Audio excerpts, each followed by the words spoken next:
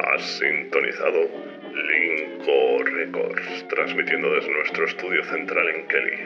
A continuación, Valkyria, la llamada de Gargantúa. Esperamos que disfruten, queridos oyentes.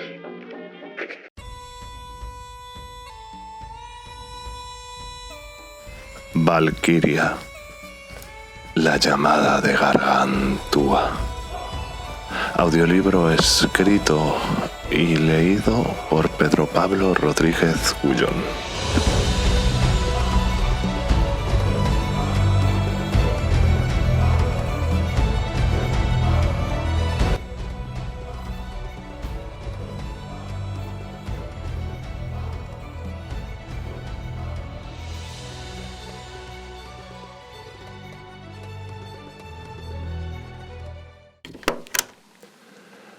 Prólogo.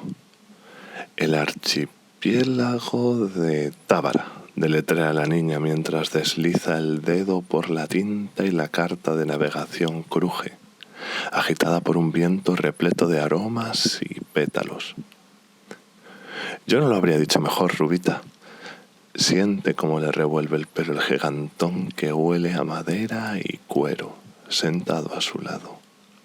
Ahí nos destinaron a mamá y a mí, en la más grande, Aliste. ¿Y cómo es?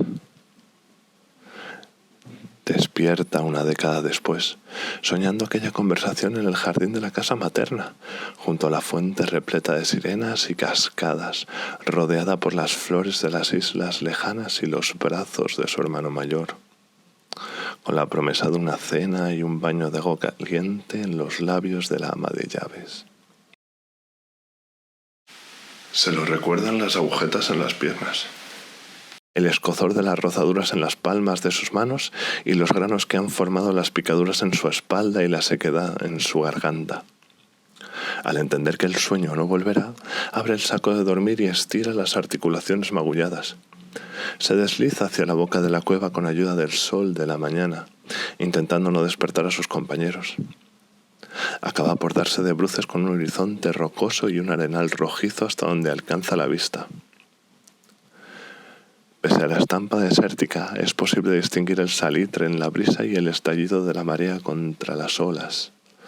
Sonríe, sentándose en la roca más apetecible y esperando a que el recuerdo se desenvuelva en su memoria. Un desierto en mitad del océano, rojo como el crepúsculo y seco como las enciclopedias de la biblioteca.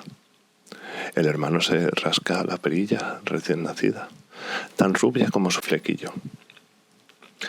Las montañas parecen colmillos, repletos de cuevas, seguramente excavadas por alguna caries gigante. ¡Así! Lanza sus dos manos sobre ella, atacando bajo las costillas y la barbilla con la punta de los dedos. Las cosquillas no pueden ser eludidas.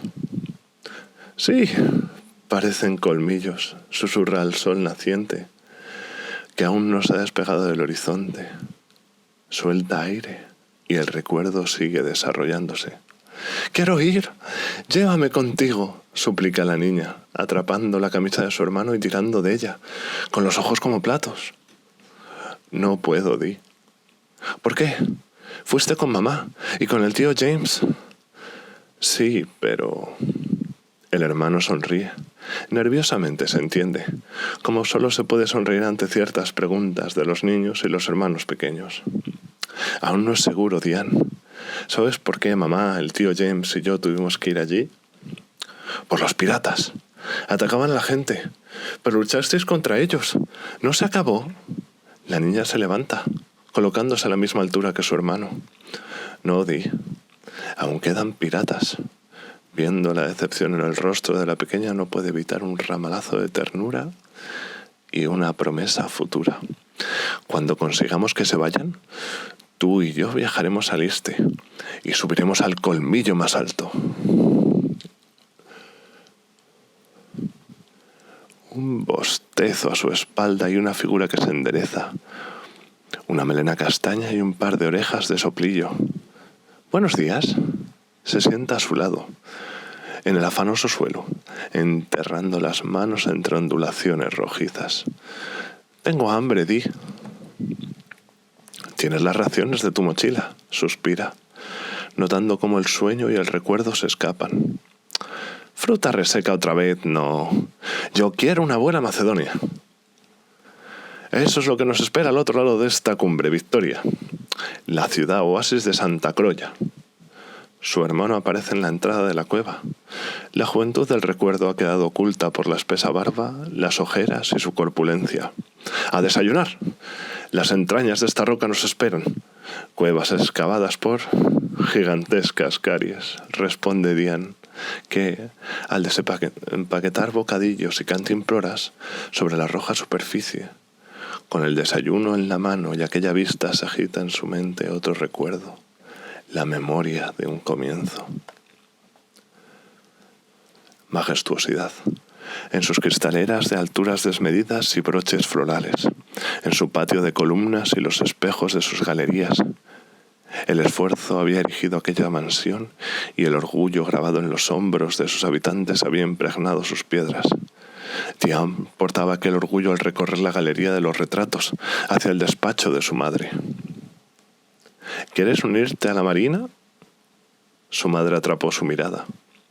La escudriñó y escuchó. La cabeza de familia, la almirante veterana de los mares, escuchó a su hija, con el orgullo en el pecho, pero el miedo en el corazón. Quiero ayudar.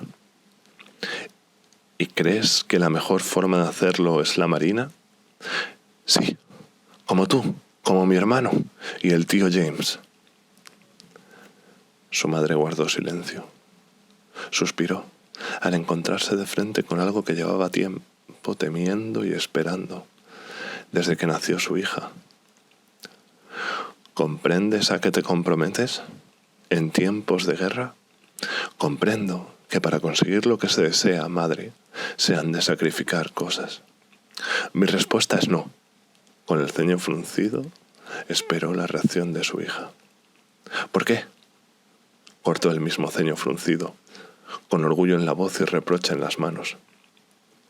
Mi respuesta es no, continuó su madre, salvo que cumplas una condición. Que viajes, que antes de someterte a las normas y las 4 paredes de la Academia Militar, viajes durante 6 meses.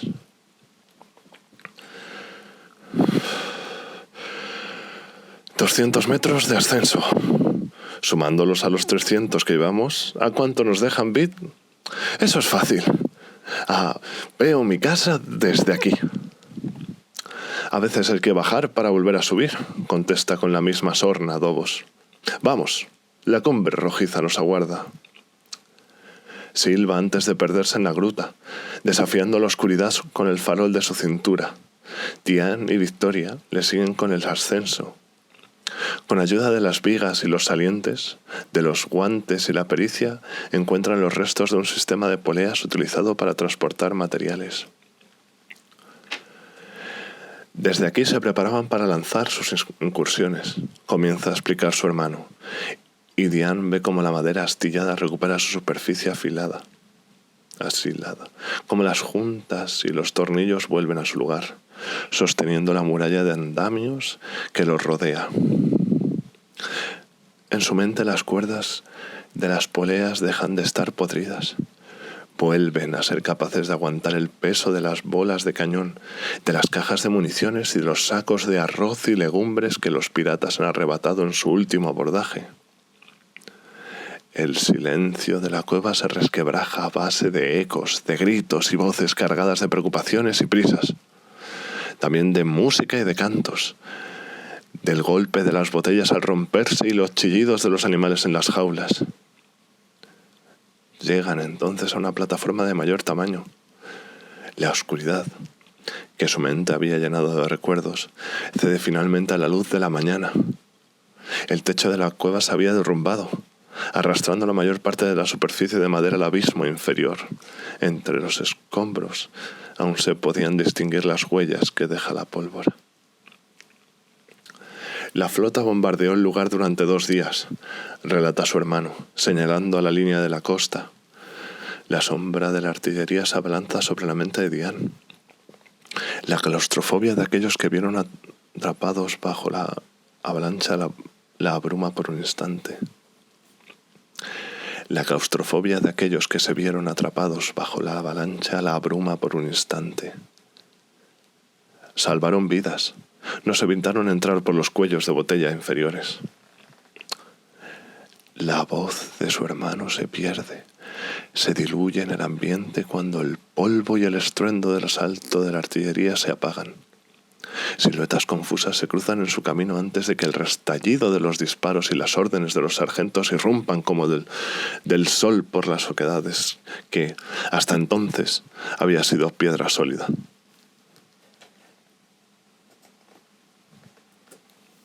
Su hermano, Dobos, de labios hundidos en los recuerdos, describe el avance de la batalla, un ascenso mucho más arduo del que ahora llevan a cabo. Y cuando alcanzan la cumbre, la planicie en la cima de aquel diente de piedra rojiza, Diane ve con sus ojos la victoria que allí sucedió. Ve al soldado en uniforme, la mano tendida para que el resto de sus compañeros pudiera alcanzar la vista de aquel horizonte liberado, de aquellas aguas cuyos depredadores habían sido acallados. Ve el dolor y el asco, cubiertos de sudor y sangre, de la tos y las rozaduras en los brazos al buscar cobertura. Pero también ve una victoria palpable en ese instante, en sus posibilidades de escalar la cumbre. En esa posibilidad de escalar la cumbre y en la ciudad que reposa a sus pies. Saborea esa victoria en el descenso, en la posibilidad de caminar por aquel estrecho sendero. La degusta al descansar las piernas en una terraza, notando la vibración de la música en su asiento y la humedad de la espuma en una pinta en los labios. 5, 6, 7 y 5, 6, 7. La música sigue en el interior del local, las piernas brincan y los brazos no bajan de la cintura. El ritmo improvisado de la batería choca con la resolución de la trompeta y Diane se siente viva cuando Victoria le invita a bailar. Danzan, pues, los habitantes de aquella ciudad al son de una victoria. ¿Y el siguiente destino?, pregunta Dobos, un tanto avispado y con los pies descalzos. Astoga. Y desde allí seguramente volvamos a internarnos en el continente hacia el norte. Pero quién sabe. Puede que encontremos algo más interesante al oeste, o al este, o a alguien más interesante. Su amiga se ríe ante la ceja levantada de Dobos y se lleva el brazo de Diane al centro de la pista, seguida del resto. El hermano rechaza las invitaciones a bailar, vigilando los macutos de las dos amigas y mirando al reloj al fondo de la plaza. A la media hora, y tras un par de cambios de pareja, llama su atención.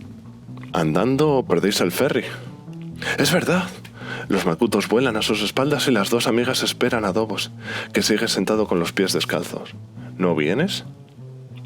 No.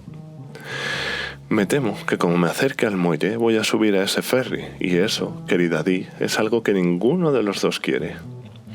Cruzan miradas y en un abrazo se comprenden. El hermano las ve entonces marchar. Ve sus espaldas cargadas y su media carrera hasta que se pierden por una esquina. La ciudad se divide en terrazas escalonadas, permitiéndole tener una vista perfecta del puerto, donde la silueta del ferry contrasta con los veleros y pequeños vaporetos. Pasa el tiempo y la tarde, anteriormente anaranjada, se cubre con las luces de las farolas y farolillos. En ninguno de esos minutos el hermano ha separado los pies del suelo, ni tan siquiera se ha atrevido a pedir otra copa. Únicamente cuando el ferry se ha alejado lo suficiente de la sombra del faro y las torres del puerto, únicamente cuando éste alza la bandera, se permite levantarse y unirse al baile. Has escuchado el prólogo de Valkyria, la llamada de Gargantúa. Esperamos verte en el próximo capítulo.